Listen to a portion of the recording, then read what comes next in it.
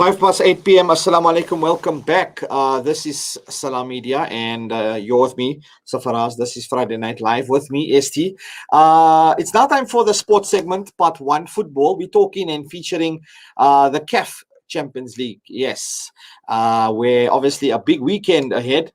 Obviously, Mamelodi Sundowns are taking on Al Ahly. Kaizer Chiefs are taking on Simba, and also tomorrow ES Tunis is playing and AC Wydad play as well. Now there's goal aggregates that affect all of these matches to obviously make it for the finals. To talk to us now, we welcome none other than football journalist and contributor to our station, Lenn Moleko. Lenn, good evening. Welcome once again. Thank you very much. Always a pleasure to be with you guys. Great to have you with us, man. Okay. Do you need some Borstal or maybe a Medikil? Where's your mask, boy? It's none of that. It's none of that. It's none of that. Okay. But yeah, I'm good. It was just maybe something what you ate. We get you. Hoping you're well and had a good week. Right. A massive, obviously, weekend for the first talking point, because obviously Chiefs lead Simba by 4 on goal aggregate. We obviously aware of that.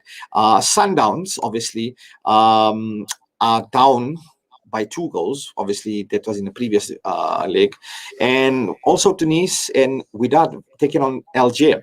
But the focus is Amakosi and Mamelodi. What do you make of the goal difference and this next fixtures? Where do I start? Let me start with the most obvious one.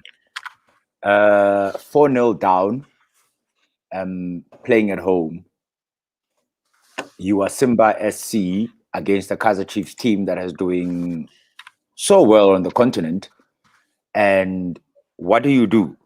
So what I'm looking at is that Kaizer Chiefs are at a point whereby they've got this in their hands.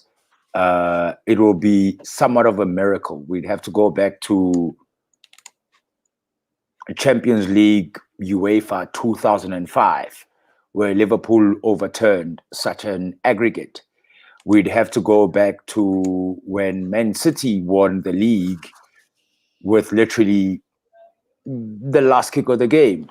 But I don't think Gavin Hunt is able to let go of such a lead, and taking into account where Kaizer Chiefs is at the moment, because locally they are struggling. We can put it that way, because Kaizer Chiefs is a big team and you expect them to be there and thereabout in the top 4, but they are not there. We are talking about a team that last season, actually, with 15 minutes to go, the league was taken off of under their feet because of a Mamelodi Sundowns team that was determined, and they wanted to do a 3rd league title in a row. So 4 goals, you go into Tanzania, you've got the quality of Manyama, you've got the quality of Ngezana, Mashiane, Blom, Nokovic, and the bulk of your team is back from injury. The Kunes, I think from what I read during the week, even the goalkeeper is, the whole goalkeeping squad is back to full health. So it's just a case of managing the game and making sure you don't concede. And as a Simba, you are going to go at Kaizer Chiefs, and all they need to do is get 1 or 2 breaks, and they take those breaks and they hit you on those breaks, and then it's tickets for you. So it's all Kaizer Chiefs. I genuinely don't see Simba coming back in this. I genuinely see Kaizer Chiefs in the semi-final of the CAF Champions League, and who knows, they could be in the final. Who knows, they could win the Champions League. But I feel they're in a very favorable position. Now, 2 things I want to talk about. Obviously, Kevin Hunt, Pitso Mosimane.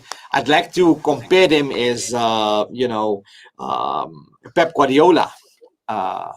compared to Jose Mourinho, of Africa, of South Africa, if I can, with no disregard to other famous and well-attributed coaches and managers apart. Currently, as it stands, obviously, we know Mosimane has, hailed and succeeded season after season with Sundowns. He's went up to the north with the Giants, and he's obviously got success there. Hungry for more yet again this year. Obviously faced Bayern at the Club Cup. He's tasted that, and he's coming with that zeal. Now, two things here. Kaizer Chiefs are on form in the CAF Champions League, but they're going down in the DStv PSL. Do you think risk of losing some of the players like trialist Jardel Nazare, who is, there's reports saying that they want him in Spain? Look, for me, it's you look at the job that's at hand. You are struggling at home, and you are more favorable. And it's actually it's such a juxtaposition that Gavin Hunt is in that you think that in the DStv Premiership, Kaizer Chiefs would be doing well, but at the same time, they've done well in a competition that they haven't been doing well in for the longest time. And this is speaking both for club and speaking both for the coach as well. Because Gavin Hunt, in whether he's playing the Confed Cup or he's playing the Champions League, he's never done that well. Kaizer Chiefs, same thing. But they find themselves in a situation whereby historically in the CAF Champions League, they are there for the first time in the quarterfinals. And they are there for the first time, fingers crossed, in the semi-final. And anything from there on can happen. Remember when Sundowns found themselves in the similar position. However, if people say they went in through the back door, but they went all the way to win the title. So you ask yourself, as Gavin Hunt, what's more attainable? You look at the league, he's got 2 games left, if I'm not mistaken, if not 3. Nowhere close to the top 4 in those 3 games. You look at the CAF Champions League, he's got a quarterfinal game that is, if you defend, literally, if you play 11 defenders, you're going to win that game. So you go to the semi-final, you don't know who your opponent is, and you don't know how you can rate yourself with the opponent. And finishing off in a semi-final of a Champions League on the African continent as a Kaizer Chiefs, looking at your history, that for me is it's a mammoth task. It's something to be celebrated, because Sundowns have gone and won it, Pirates have gone and won it, and you are this person who has not gone. Yeah, you won what was called the Mandela Cup back in the days, but it did not have the same stature that the Champions League has now. So the further you go into this competition, the more street cred that you have in the football space, and the more you join the so-called we've got stars on our badge. And Gavin Hunt is literally 5 games away from doing that. Well, I'm going to say 5 because I'm including the return leg, but there is no way that I see Kaizer Chiefs losing that return leg with an advantage of 4 goals. Hence, I made the examples of Liverpool versus AC Milan, where Liverpool had to overturn a 3-0 deficit, I think it was, and they ended up winning the title. You were mentioning something interesting, about the analogy between Gavin Hunt. Should he field more defenders? What does he have to focus on? He's few games away from achieving this already. Mosimane has already achieved some of it already, and still is. And even if we're looking at the standings and the form, I mean, in the CAF Champions League, Sundowns, their last 3 games, they've obviously won. Chiefs, they've had 2 wins, a draw, and a loss. And obviously, you look at Al Ahly, a win, a draw, and a loss. So there's a bit of consistency there. Now, you mentioned something else which I want to highlight. Do they start the CAF experience losing the players that will start, or what do you think they will play? I mean, obviously, Pizzo knows 3 Sundown coaches and Sundown so well that this could be a disadvantage because of how unpredictable they are. Is this something that you think should be a factor of concern? Look, I'm going to start with Sundowns. The last time Al Ahly went to the Lucas Moripe Stadium, they left with 5. They were given 5 goals.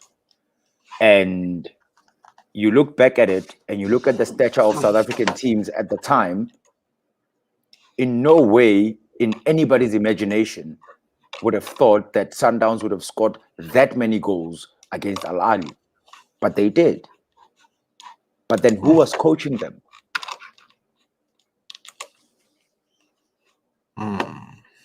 See, this is the interesting part. Obviously, you've got pedigree behind you. Again, now the interesting part further to that is same venue, the same person who gave Al Ahly 5 is now coaching Al Ahly.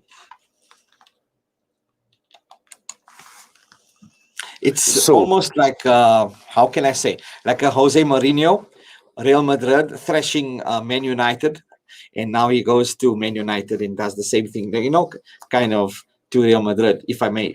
But Mosimane has really done well with Al Ahly.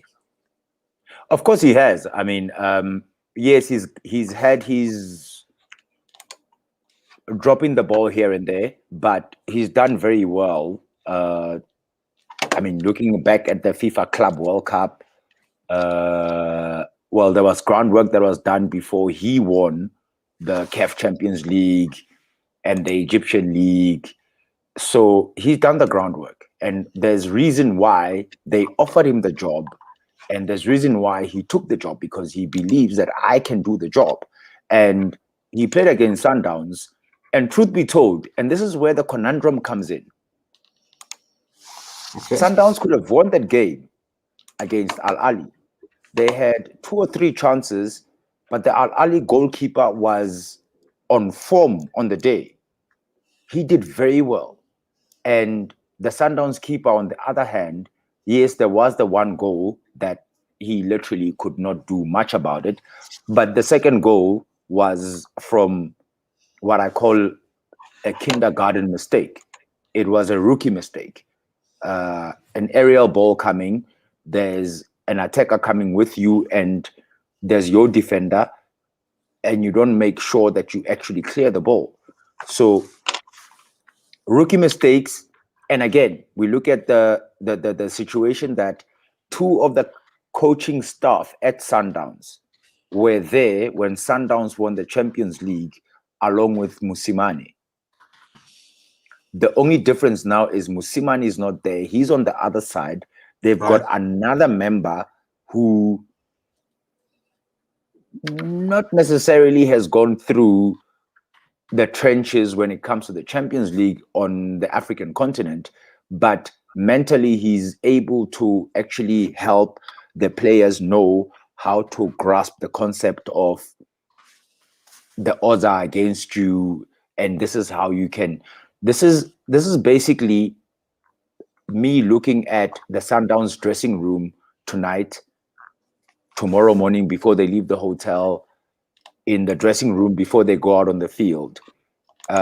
When you watch any given Sunday, that speech by Al Pacino, when he speaks about inches, Sundowns need to play for inches if they're going to beat Al Ahly. And you've seen it during the week. There's been the mind games that Pitso Mosimane has been playing with. It started with the Sereno incident where he was wearing a Al Ahly jersey during the at the end of the game, because they have been looking for his services. Yes, I did see a post about it. Yeah. Dennis Onyango was seen also wearing an Al Ali jersey because they were paying tribute to the fact that the person who believed in us is coaching Al Ali. So those mental things have been put forth. So it's up to the players. It's up to the coaching staff at Sundowns to say, it's all good and well. The jubilations of saying, yay, we love Peter Musimani, they've happened. But there's 90 minutes that await us, and we need to overturn that 2-0 deficit if we want to go to the semi-final. It's all about how hungry they are, as many of the other coaches say. You know, how hungry are you for the game and for the results? I mean, obviously, we're looking at the PSL standings. We see, obviously, Mamelodi Sundowns, where they're sitting. We see where Kaizer Chiefs are. And you mentioned about, the atmosphere at the hotel, before they embark, wherever they're changing, whatever the case may be. But do you think now, obviously, Pitso Mosimane with his experience, with no disregard to Kevin Hunt, obviously, with Mamelodi Sundowns, with Al Ahly, and the World Club Cup, obviously, he's played against the likes of, Bayern and many other bigger teams with much more depth, with different playing styles. You think he's going to come in adapt some of this? Can he maybe merge it into this Al Ahly team? Look, I think Peter's got a very good team.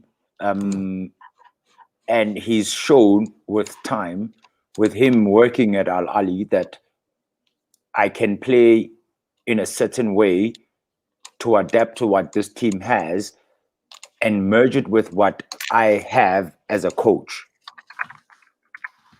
And if I superimpose it to Gavin Hunt, we must remember that Peter has the financial power that Gavin doesn't. Peter was able to sign, Gavin wasn't. And first and foremost, in as much as people were marching to Naturena, to Kaizer Chiefs, and you look at the stature of, or the ability that the two teams had at the start of the season, I actually think Kaizer Chiefs has done much better than any other team in this country. And I will tell you why. Kaizer Chiefs have not been able to get past the group stages, not even the group stages, the qualifying stages of the CAF Champions League or the Confed for the longest time. And on the one season where they were not able to sign players, they had a new coach who had to work with players that he had to sort of like, okay, cool, I've got a certain car make. Let me just try do this Formula One with this car make and see where it goes. He was able to compete at the highest level with that team. And you look at Sundowns. Yeah. Yes, you look at Sundowns. Sundowns bought in a couple of players. They got Dereka from Maritzburg United. They've got Shalulile. They've got, I can go on. The way the game has changed and evolved, managers now have to just make do with what they have. I think that's what many boards are. Some of them obviously are giving financial muscle, and some who don't are like, hey, you know what? I'm just going to have to make do with what I have. But anyway, Len, I am pushing for time, unfortunately. We always have so much to talk about. I just want to ask another question, man. Obviously, we were talking about would Pitso buckle under pressure, obviously with fans of Al Ahly and management, but we obviously discussed that. To wrap up quickly, I want to know, what's your score predictions and where do you see us moving forward here? I see Al Ahly playing for a draw, a score draw, maybe 1-1, 2-2, but they will go through. Sundowns will get knocked out. Kaizer Chiefs will definitely go to the semi-finals of the CAF Champions League. In fact, I am putting my head on the block. They will get to the final of the Champions League. What happens from there, I cannot put my head on the block. That's with the Champions League. With the CAF Confederation Cup, I've got a sneaky suspicion that Orlando Pirates is going to get a score draw that is going to enable them to knock out Raja Casablanca, and they too are going to get to the semi-final of the Confed Cup. And for me, more than anything, that bodes well for South African football, because the better we do in these competitions, the more we have places for us to have 4 teams in the Champions League, for us to have 4 teams in the Confed Cup. So Chiefs to the semi-final. Sundowns, unfortunately, their journey is done. Pito knows that team because 90% of the team is what he assembled. So he knows how to beat them. Okay. That's why he beat them in the first leg. For Pirates, they're going to go to the semi-finals. For Chiefs, they're going to go to the semi-finals. And So yeah, that's yeah, me. well, no. I'm really enjoying that because us in the South, Orlando. Yeah, I know Orlando and Orlando East is going to be very happy with that. I don't know if my friends out in Tembisa, how are they going to be feeling?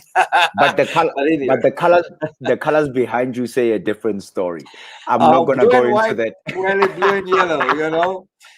What can I say? Oh, But if you sorry. look properly, It's that. This is uh, you. This is you right yeah, now. no. Yes. No. Well, the But colors. It's the anyway, colors. It's the colors. Yeah. I'm a Brazilian. Why is it that guy? But anyway, thanks, Len. It's been awesome chatting, man. Unfortunately, we're pushing for time though. Yeah, and well, we're gonna follow the match and we're gonna do a review of it next week. Have an awesome weekend, man. Enjoy the night. Take care. Will do. And thank you very much. Always a pleasure having you guys. Luck coming. Take care. Ciao. It's Lenn Moleko and talking to us about South African football teams and the CAF Champions League, where they're standing, tactics. It's amazing how our football in South Africa now. We're talking like how the European teams talk, the tactics and gameplay and formations, etc. Anyway, it brings us now to 28 after 8. Time for an ad break. We'll be back. Stay tuned.